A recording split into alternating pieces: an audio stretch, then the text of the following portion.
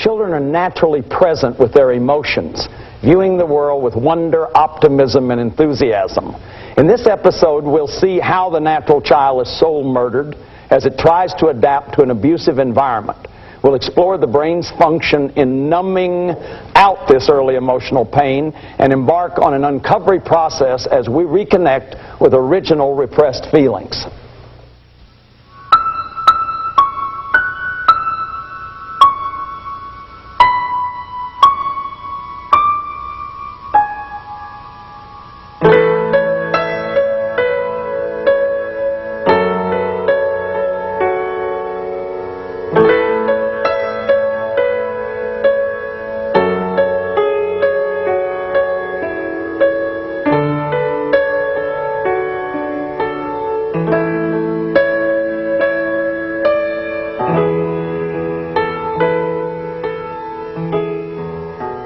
Hello, everybody. What I want to talk about is original pain. This is a word, I don't know where it originated, but I've been using it. I talk about original pain, original justice, as the healing work that needs to be done for the wounded inner child. And what I want to do in this program is talk to you about how the child got wounded. And I believe, this is my belief, people interview me and they say, you said 96% of families are dysfunctional. And I say, no, I didn't say that. Virginia Sear said that. I say all families are dysfunctional to some degree. And then the logicians say, wait a minute, well, if all are dysfunctional, then there's no exceptions. And I studied pharmalogic for a number of years, and I don't care about logic. I believe that it's possible for all the birds to be flying in the wrong direction. That's possible, at least. And Snell and Gail Putney wrote a beautiful book years ago called The Adjusted American: Normal Neuroses in American Society. That the rules that we have been using, which worked 150, 200 years ago, they worked when society was dominator, when it was male-dominated, when people were into survival, when the beating of women and children was commonplace. The rule of thumb was how big your rod could be to beat your children with, to beat your wife with. We forget how primitive human life has been in some ways. Lloyd Demuth is writing these histories of childhood now, accurate histories of childhood. And what we're understanding is that childhood was a nightmare, that incest was commonplace, that children were considered to be little animals up till about age 7. That was the age of reason. So you whip them and beat them and spank them, and that's the way you get little animals to be trained properly. I remember hearing a woman say she had broken her son's spirit by the time he was 3 years old. This guy was this apathetic, passive-aggressive, alcoholic, who had had all the life beaten out of him, literally. So we're really beginning to understand that these rules reached their apex at Nuremberg. The inherent potential of a set of rules that said one person has power over other people, one person's the master, the rest are the slave, deny and repress emotions, sexually shame people. These are what these rules were that we've inherited. They reached their apex at Nuremberg. Obedience without content. Those Nazi murderers stood up and blushed when they missed the instruction to stand up, but they didn't blush when they read these lists of all the people they had killed. So obedience without content. So I believe that everybody's carrying what I call the spiritual wound. And the spiritual wound is that everybody needs to be loved for the very one they are. You need to be loved for the very one you are. There's nobody like you. There never has been anyone like you. There never will be anyone like you again. So we need to be loved for the very one we are. When we're not loved for our I am who I am, we're spiritually wounded. When Moses went to the bush, he said, "What's your name?" In the theophany of the burning bush, God said, "I am who I am." Every human being needs to be I am who I am. The second I tell you, what are you laughing about? There's nothing to laugh about. What are you crying about? There's nothing to cry about. Don't you ever raise your voice to me again. Don't you ever quit being such a ninny. I remember going downstairs one night and saying I was lonely, and they said, "You're not." "No, you're not." I went back up to my room, scratching my little head, going, "God, I must be weird. I could have sworn I was lonely." See, so it's incredible when we begin to look at the levels of abuse that we've come out of in normal families. And my premise is that normal parenting, as we've known it, that represses emotion, the no-talk rule, the no-feel rule, is abusive and shaming. Now, if we move out of that, if we move out of normal parenting into sexual abuse or physical abuse, and a lot of kids are abused physically and a lot of kids are abused sexually. In fact, we're beginning to understand what I talked about in the family series is how much sexual abuse there is. And sexual abuse is far more widespread than we thought of it. For example, I want to read you some of the issues around sexual abuse. Any bodily sexual activity with a child, touching in a sexual way. So that includes kissing. Some of you may have come out, remember being kissed and feeling icky, being held or hugged, and it felt icky to you. Sexual hugging, kissing, fondling. Of course, any kind of physical penetration is sexual abuse, although many people, probably the majority of people who've been sexually abused, never were involved in physical penetration. Covert forms of sexual abuse are when a parent is being turned on in some way, or a parent has unresolved sexual issues. Like, let's say a child bonds to a parent. So here's your dad, and here you are as a little girl, and you're bonded to him, and he has unresolved incest issues, or he has unresolved sexual issues. So he's carrying a lot of sexualized rage, which means he has a lot of anger about women. And you're his little princess, or you're his caretaker in the place of mom. You carry his sexualized rage. So you may have fantasies of being contempted. You may have sadomasochistic fantasies. You may have all kinds of fantasies about depreciating women, that your sex is no good.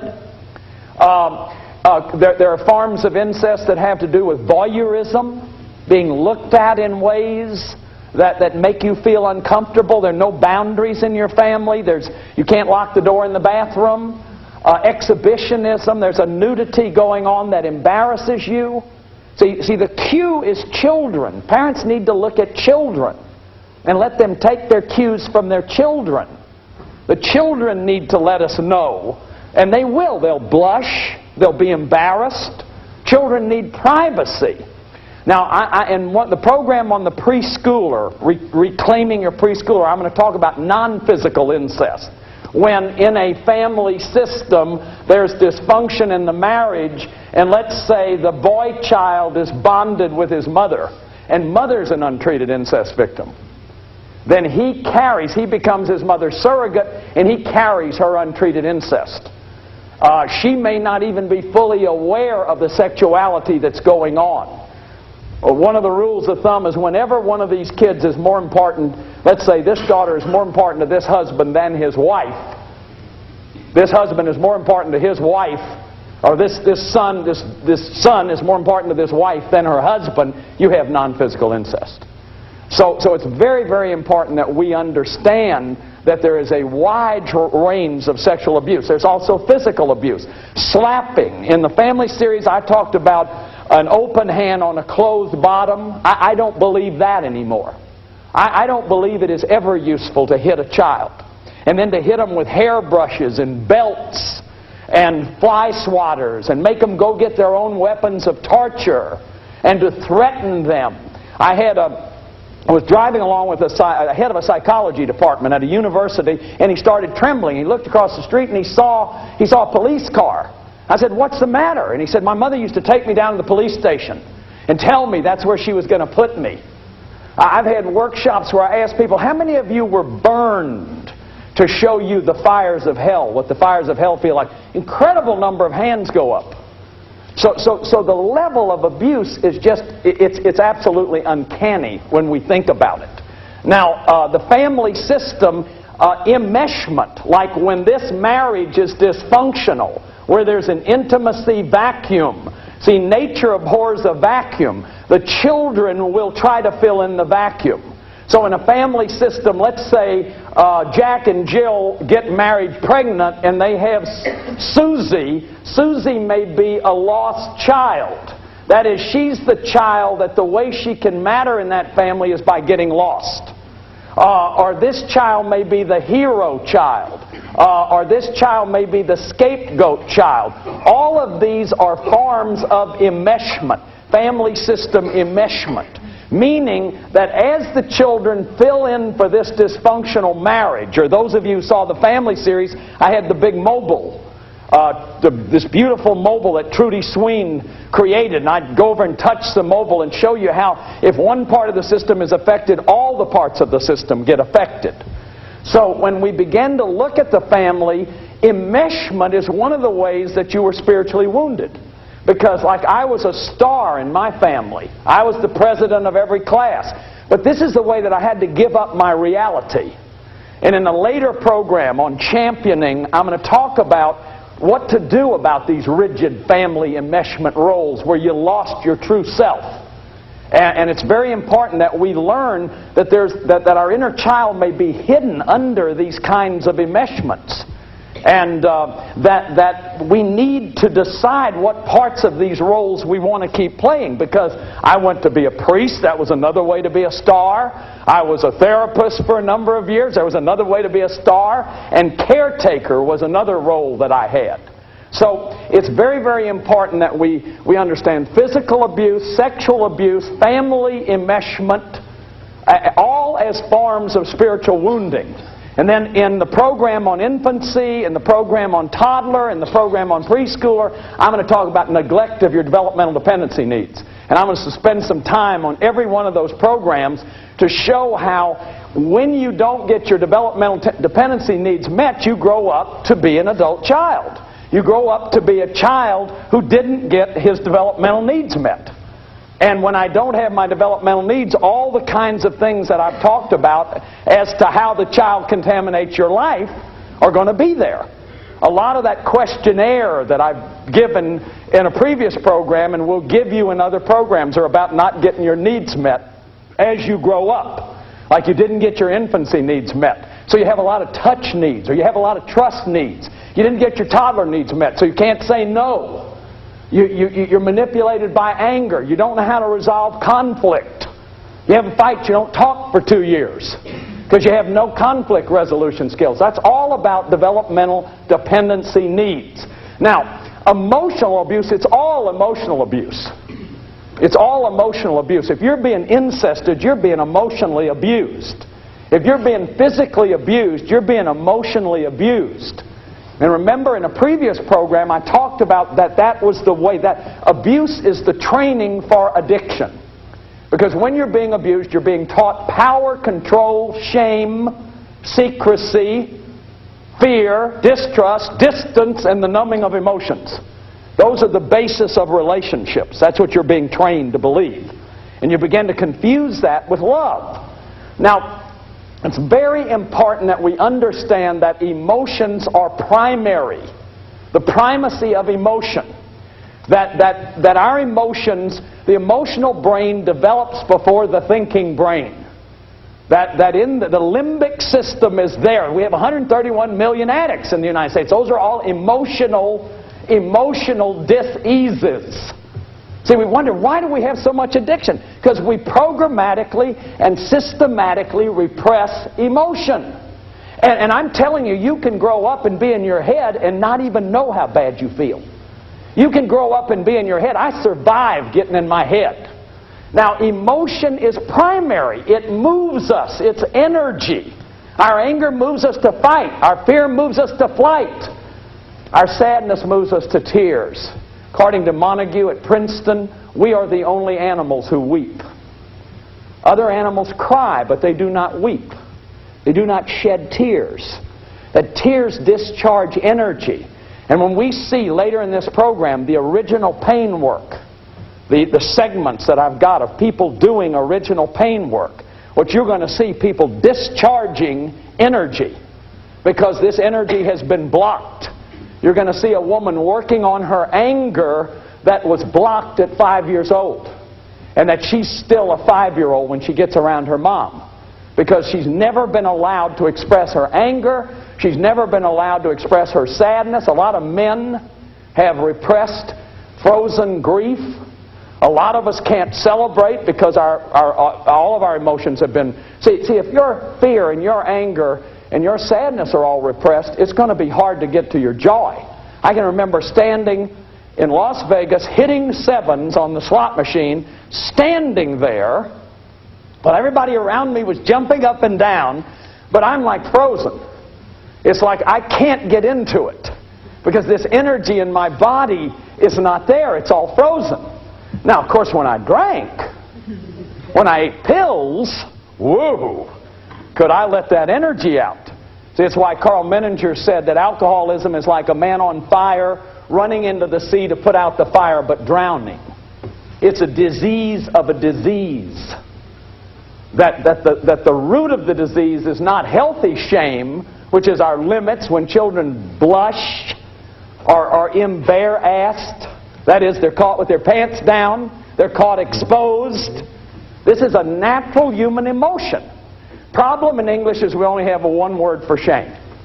French has two, German has two, Latin has two, Greek has two. Homer used the word as awe in the face of the gods. The highest virtue for a medieval knight of the Round Table in the Percival myth was shame, meaning modesty and humility. Healthy shame is an enormously important emotion. It is the root of conscience and morality. So without a healthy sense of shame, you don't have any conscience or morality. Now, most of us get all of these emotions shamed. And when you grow up in a family and you've got adult children for parents, you can't possibly get your developmental dependency needs met because those needs are there. Those needs are there, and you can't get them met because your parents have never gotten their needs met. So if your mom was not allowed to have her sadness, she's not going to let you have your sadness. Like when you see some of the work that we're going to show you, it's very important that the people in the groups, when they're working, be there for each other, not try to take each other out of the emotion. But you watch yourself wanting to take the person out of their emotion. Now, this is the model that McLean uses at Chicago, the tripartite brain, that there's a visceral brain, an emotional brain, a thinking brain, and they develop just like that. So that this brain, this emotional brain, develops before the thinking brain, meaning that thinking comes out of feeling and not the other way around.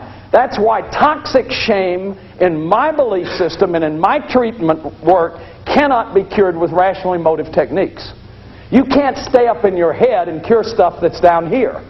So original pain work means getting the emotion out, doing the grief work, doing the anger work, allowing yourself to tremble with fear, allowing yourself to have the motion of the energy. And so we'll look at that in just a little bit more in just a second. But this is the idea. Now, when we are abused, when we're toxically shamed, like when you're physically spanked and exposed, you're publicly humiliated, it's like it forms a little cell, a little imprint. And that little imprint is like, as a matter of fact, the earlier it happens, the younger you are, the more helpless you are. And there was just a study that came out in the New York Times about one catastrophic event can change brain chemistry.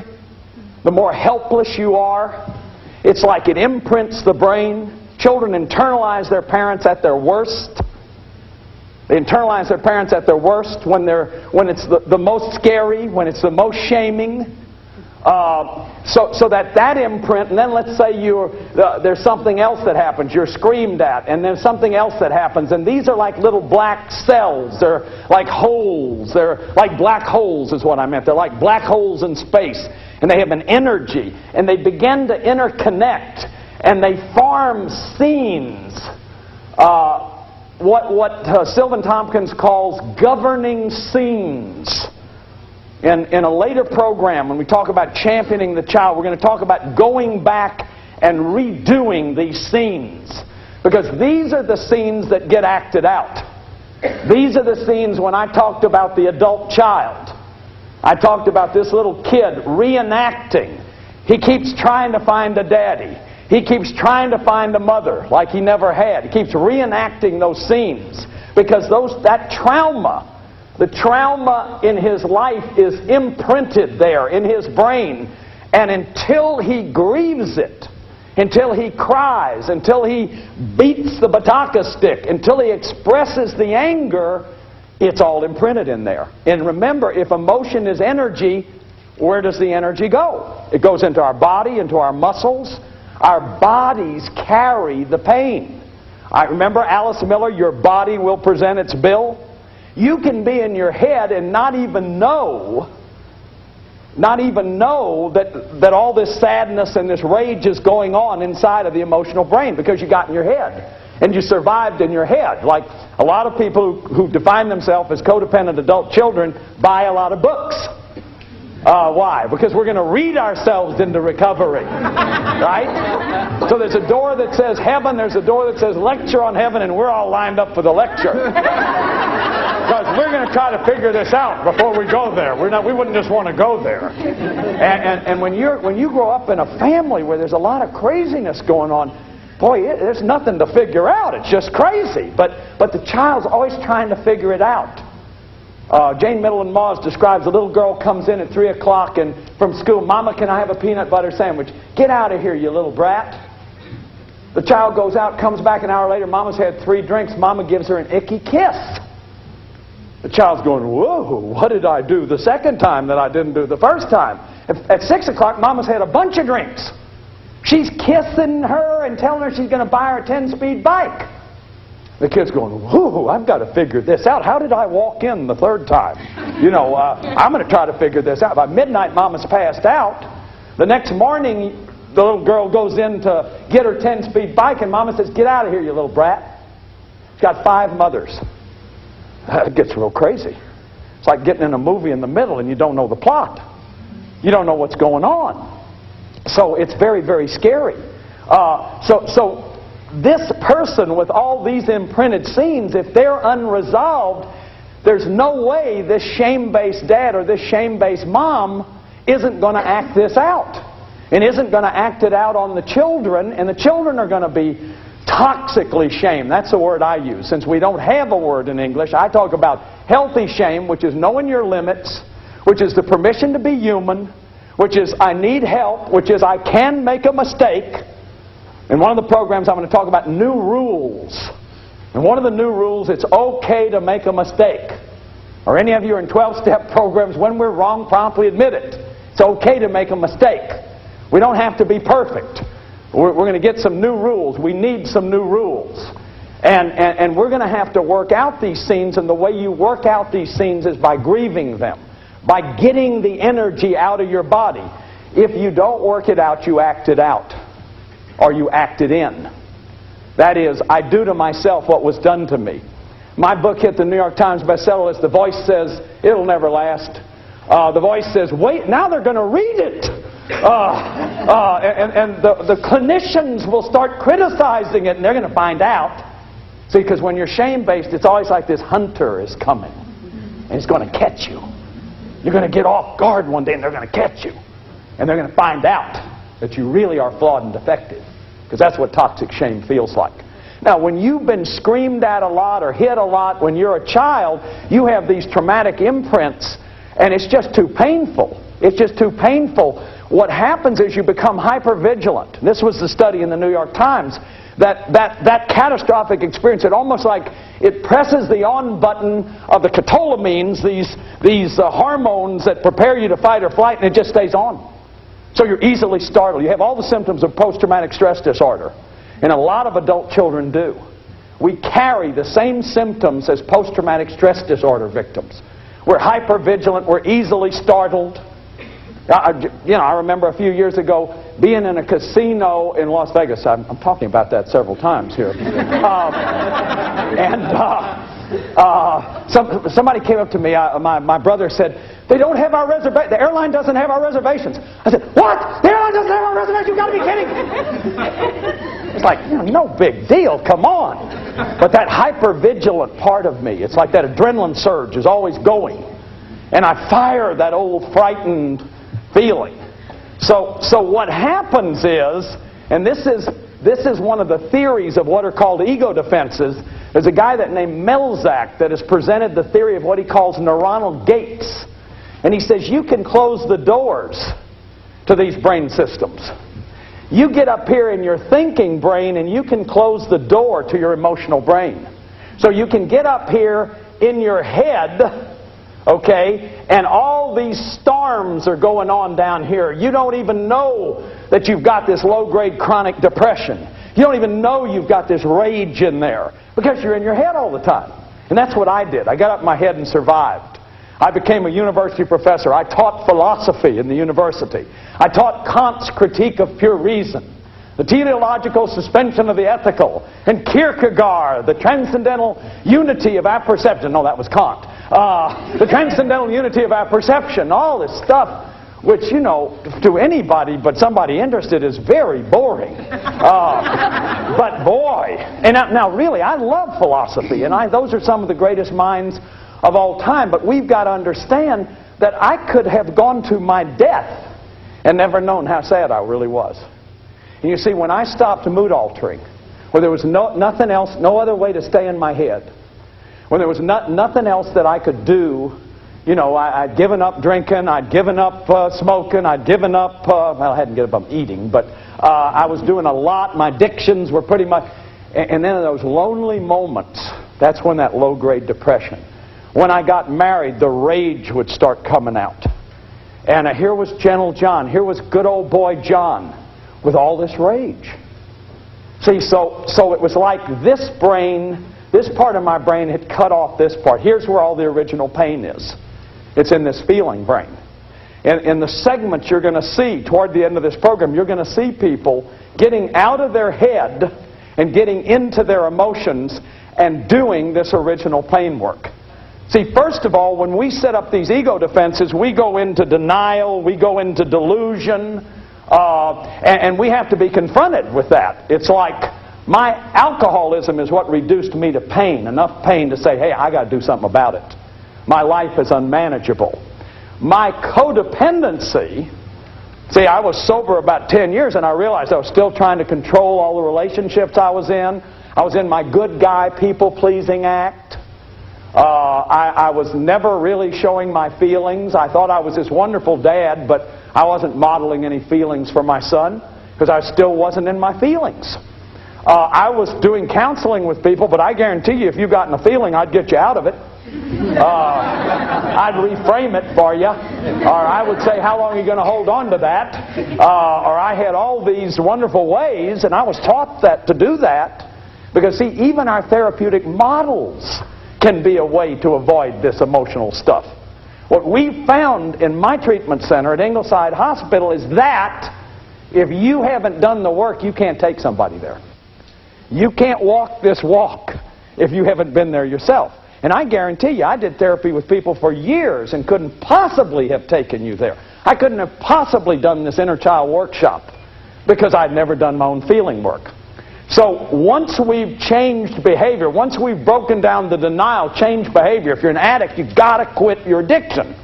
Now, if you're an eating addict, you can't quit eating. If you're a sex addict, you don't have to never have sex for the rest of your life. But you've got to behavior modify. You've got to take action and do something about it. Then what I'm going to show you in the last segment of this program is this original pain feeling work. Inner child work is another form of original pain work. You're going to see very intense original pain work. You're going to see what we do in the treatment center. But I also do a form of inner child work, and a lot of people do. We do it in workshops. It's very powerful work, and I'm not saying that it's not powerful, effective, it doesn't change lives. It does. Some people need to do heavier work. A lot of that depends on the kind of abuse you had, like sexual and physical abuse and severe emotional battering are the worst. The chronicity of the abuse, how long did it go on? there's no mild abuse. But let's say the sexual abuse went on for 7 years, or somebody had an incident of sexual abuse. That's going to be different in terms of the intensity of the pain. And then here's an interesting one. Was there anyone in your childhood that you mattered to? Was there anyone? Children need to believe they matter. Children also need to believe their parents are okay. They're like two foundations of childhood. To believe your parents are really okay. See, if my parents are not okay, what's going to happen to me? So I couldn't have called a meeting and said, Dad, you're an alcoholic. Mom, you're a co-alcoholic. I'm moving down to the Smith's house at 3 years old. Now, later on in the programs we're going to do, I'm going to talk about corrective experiences when we talk about championing your inner child, or the cognitive work. See, a lot of people go from there to there and don't ever do this, or they jump into spiritual work.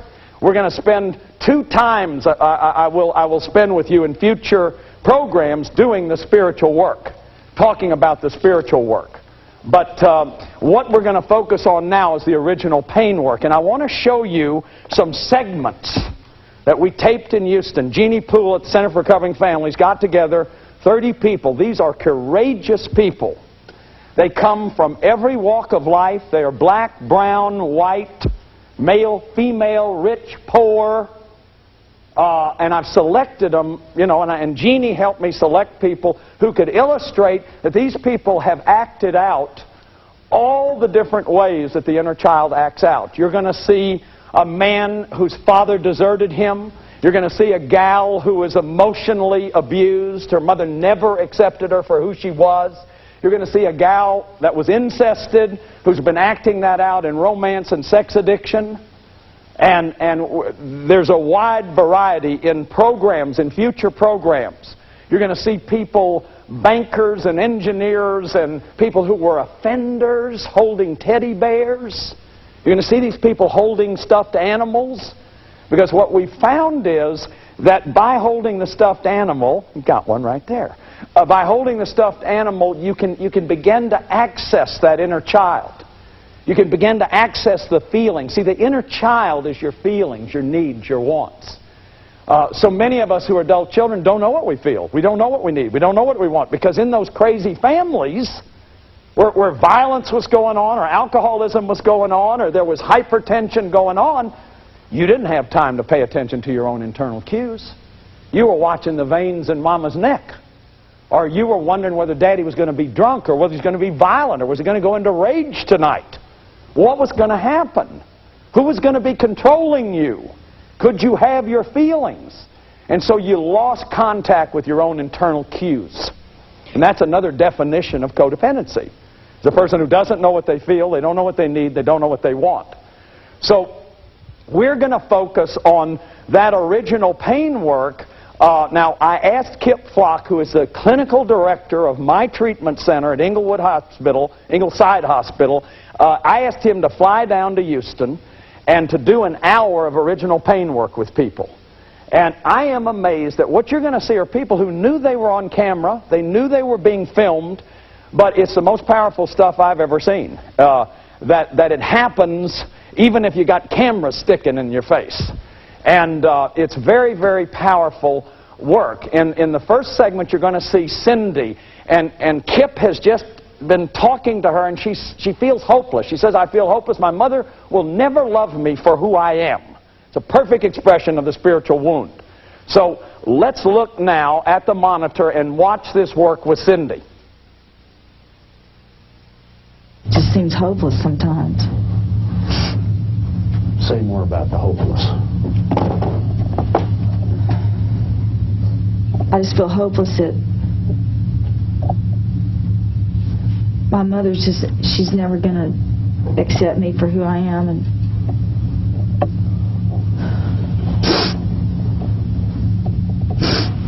And never, that I just won't be able to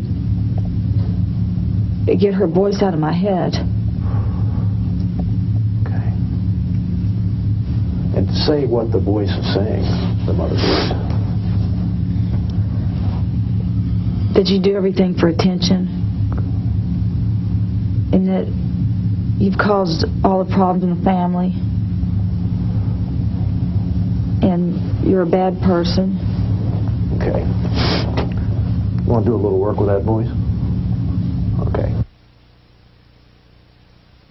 Now, when Kip begins to work with her, what you're seeing is small segments. These people have been working longer than what you've seen. But she begins to role-play her mother's critical, shaming voice, and then she starts answering it. It's going to look like she's hypnotized when we come back to this segment, but she's not. She has just gone into the age regression. That is the energy of the child. So let's look at this part. Just allow yourself to be inside now. And say how old you are as you're talking to Mother. Okay, be 5 years old. Tell her what she does to you at 5 that shames you. You shame and you yell at me. Tell her what she says. And you punish me. You say I'm a bad girl. And you ignore me and just leave me alone to cry. You don't hug me or comfort me.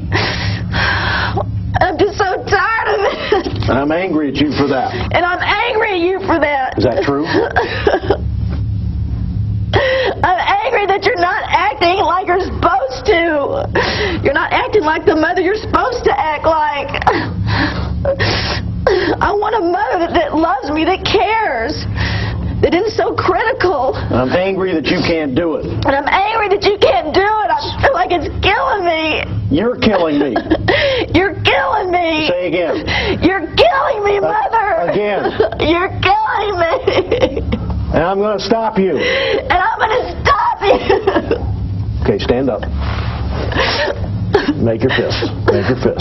Say more. I'm angry at you for and fill in the blanks. Just keep it going. I'm angry at you for rejecting me. I'm angry at you for not loving me enough. I'm angry at you for not protecting me from your father. Tell her what he did to you. He abused me. You know what he did to you and you didn't do anything about it. And I'm angry at you for that. I'm angry at you for that. Again. And I'm angry at you for that. Again. I'm angry at you for that. I'm angry at you, Mom. Good. You're not there for me. I'm angry. Go for her. She's right there. Right there. Get out of my life. You're smothering me. You're killing me. You're smothering me. And I won't let you. I'm not going to let you anymore.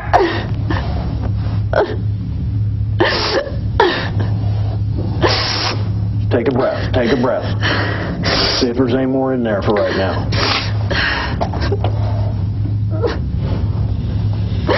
Part of me just feels hopeless, like it's so hard to get out.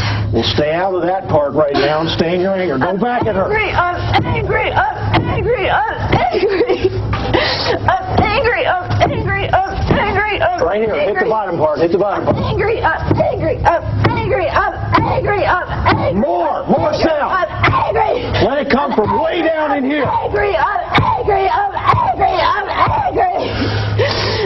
Now just bring it down again and go, ha! Like that. Good. More. More sound. Good.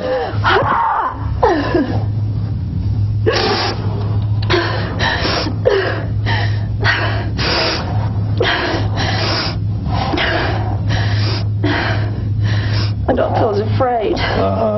Tell her that. I'm not afraid of you anymore. I'm not afraid of you anymore. I have my anger now. I have my anger now To protect me. to protect me. See, Cindy's fighting for her psychological life. I call this also original justice work, because the child in us is terrified and is most afraid to express anger. Think of how many of you could express anger as a child to a parent. What is anger? It's your protective energy. So what Kip does is he protects her, and he gives her permission to express the anger, which dislodges the energy that's keeping her 5 years old. That 5-year-old is frozen in there because she's never been able to finish and literally fight for her psychological life. She's being soul murdered by this critical, shaming, rejecting mama. So that's a part of the grief process. It's original pain, is expressing the anger. Another part of it is the sadness. The sadness. Now, men in our culture tend to have more trouble with this. You're going to see a piece now with Jim. Jim was totally abandoned by his father. Kip is going to ask him, what did it feel like to grow up without a father? And then he's going to help Jim get in touch with his own inner child and nurture his own inner child. So let's watch this piece. Okay, if I take care of you. And let your fists be there as you're saying that. Say again. I'm angry at you for abandoning me. Focus on your stomach and your throat. Tell him what it was like to grow up without a dad.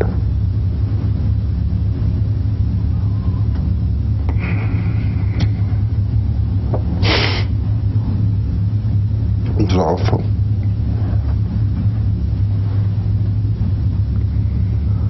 It was a feeling, it's like lost.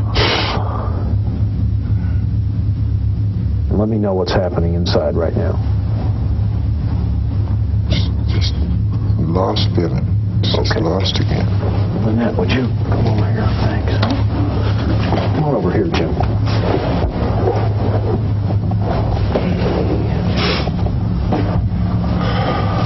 Just, here's little Jim. A little Jim that never had a daddy. Just be his daddy right now. The daddy he never had. And let him know that you're there for him.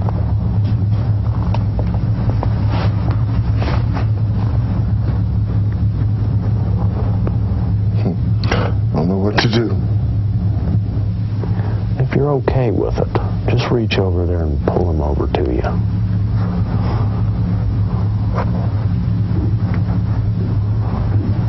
And just close your eyes. And just picture him there. And say what he looks like. Like your smile. Good.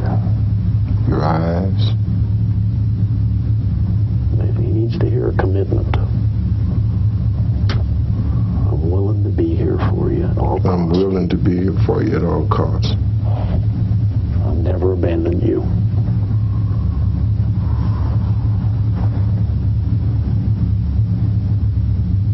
I don't know about that. Okay. I don't want to abandon you. Well, let him know I'm going to learn how to stay with you. I'm going to learn how to stay with you. And tell him what you're doing to learn that.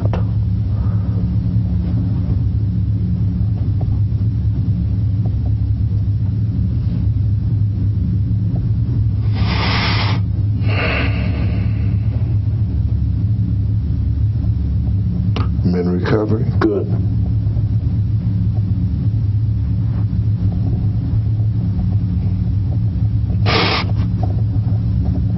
It hurts so bad. It hurts.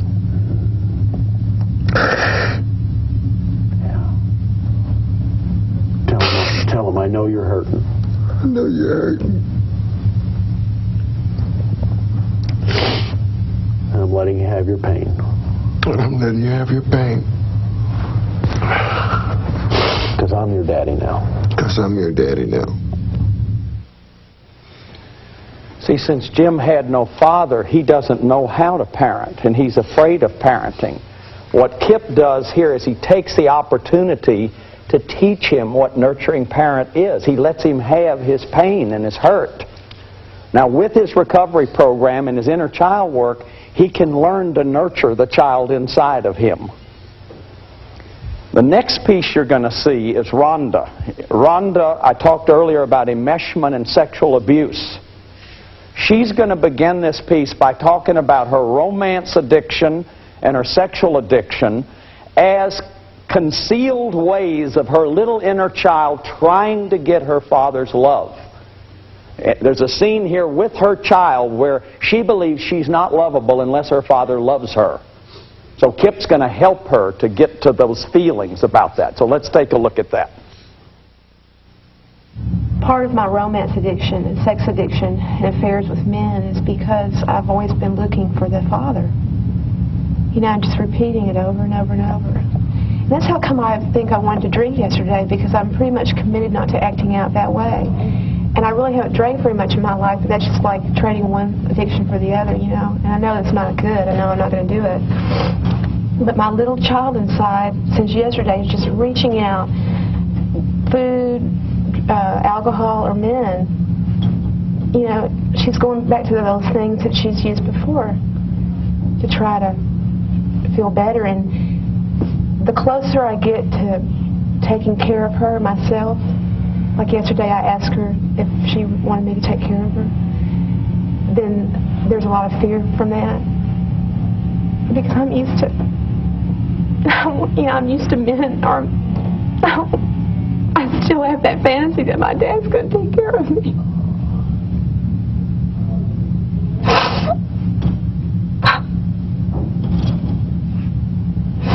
Oh, boy.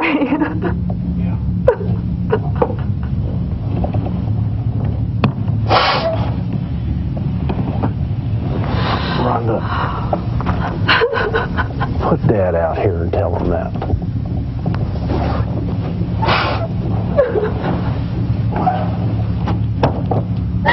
I always wanted you to take care of me. And you must not have, because I keep looking for somebody, some man to take care of me. Tell him how much he hurt you.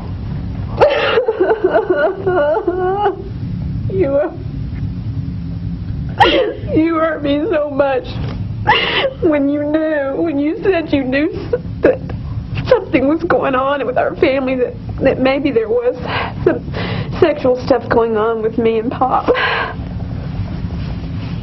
You told me that 2 years ago. Pop's your grandfather? Yeah. My mother's father. You told me that 2 years ago. When I called you a month ago to tell you how angry I was about that, you denied that you even said it. You told me you didn't think anything was ever going on. And as you're saying that, you're feeling? Angry! And sad and hurt.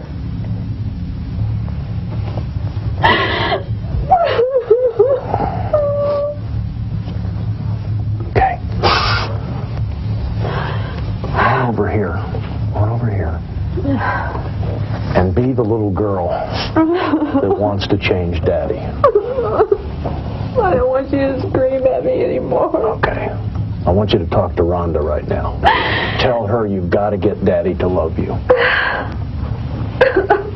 You've got to get Daddy to love you, because you don't matter unless he loves you. Okay, there it is. There it is. There it is. I wanted Daddy all to myself. Okay. Move back over here. Answer that back. Answer her back. You do matter. I do matter. I may not ever have his acceptance. I may not ever have his love. Tell her. You may not ever have his acceptance. You may not ever have his love. But you do matter. And let her know what matters about her to you. Tell her how she matters. You're so lovable. Good. You always were. Even though you showed your feelings, you were still lovable. Now, Rhonda's work also illustrates the multi-generational character of toxic shame. Her mother was sexually and physically abused. Rhonda was sexually and physically abused. The abused child in her mother, it can't be there to take care of Rhonda. So what she does is try to set Rhonda up to take care of her. In this piece of work, Rhonda's going to work on breaking the enmeshment with her mother and carrying her mother's pain. She's going to reclaim her wounded inner child, and she's going to finish it by saying that I no longer need to matter to a man to be okay. So let's take a look at this.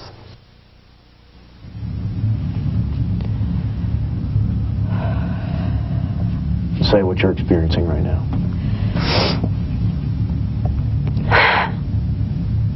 I'm just saying that I'm getting a visual picture of other men and how I've tried to get their acceptance to matter.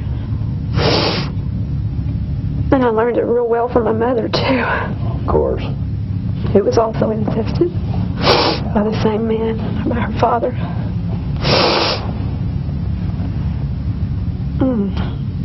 I used to see her in the car, when I was in the car with her, come up to a stop sign and look next door and see if there was a man in the car, and she would change her whole demeanor. She would change her whole way of acting. And as you could tell, as soon as they noticed her, then she got this high. And I learned that from really young. Okay. Say what you're afraid of. I'm scared of being enmeshed with my mother again. I know. I know. And taking care of her.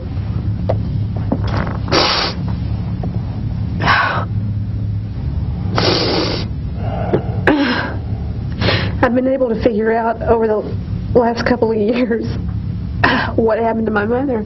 She committed suicide. Tell her.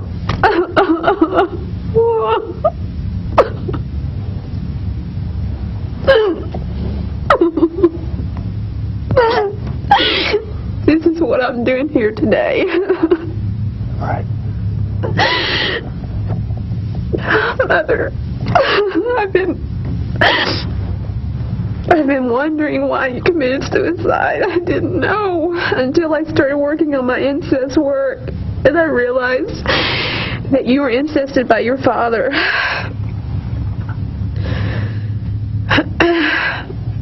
And I realized from getting the nurses' notes, all the nurses and doctors' notes from the hospital, how it was painful and real hurtful to read them. But you were beaten. Oh. And you were emotionally abused.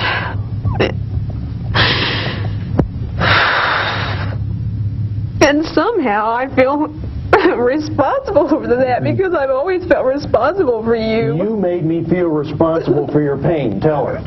You made me feel responsible for your pain. And it was shameless of you to act as though you weren't in pain. And it was shameless of you to act like you weren't in pain and act like everything was okay. And I could never work out your pain for you. And part of this pain is yours, Mom. And part of the pain that I carry is yours. And I'm giving you back your pain. And I'm giving you back your pain. Say again. I'm giving you back your pain. Say again. I'm giving you back your pain. I don't want it anymore. I've got my own to deal with. I'm giving you back your pain. Good. Say again. I'm giving you back your pain. I am giving you back your pain. I cannot take it. I have my own to deal with.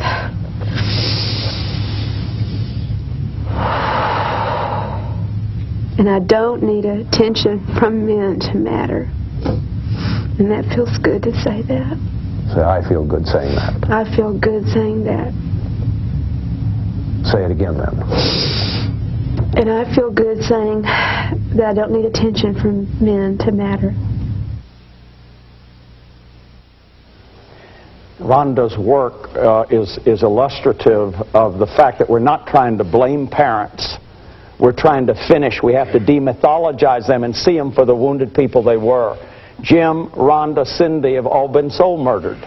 They want to cry out. They wanted as children to cry out, but they were too terrified to do so. So the energy gets frozen. Then they act it out in their reenactments. So by helping them feel the feelings and discharge the original pain, they don't have to act it out anymore. And that's the healing work that the original pain is. Now, join me again next time when I'll show you another kind of work, though less intense, for reclaiming the inner child.